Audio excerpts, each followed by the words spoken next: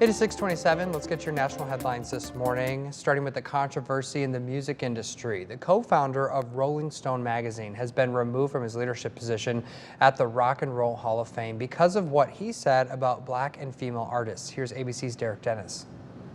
This morning, Rolling Stone magazine co-founder Jan Wenner faces a firestorm of controversy over remarks he made to the New York Times about the singers and musicians he chose and did not choose to profile in his new book entitled The Masters. The people I interviewed had to meet a couple of criteria. One, just kind of my personal interest and love of them. Insofar as the women, I mean, there were just none of them were as articulate enough on this intellectual level.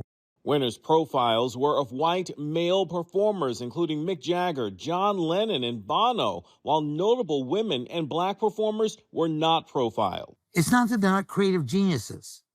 It's not that they're inarticulate, although go have a deep conversation with Grace Slick or Janice. Please be my guest. You know, Joni was not a philosopher of rock and roll. She didn't, in my mind, meet that test, not by her work, not by other interviews she did. For public relations sake, maybe I should have gone and found one black and one woman artist to include here that didn't measure up to that same historical standards, just to avert this kind of criticism. Wenner's comments to the Times prompted his immediate removal from the board of the Rock and Roll Hall of Fame. Wenner responded to the backlash, saying, "In my interview with the New York Times, I made comments that diminished the contributions, genius, and impact of black and women artists, and I apologize wholeheartedly for those remarks."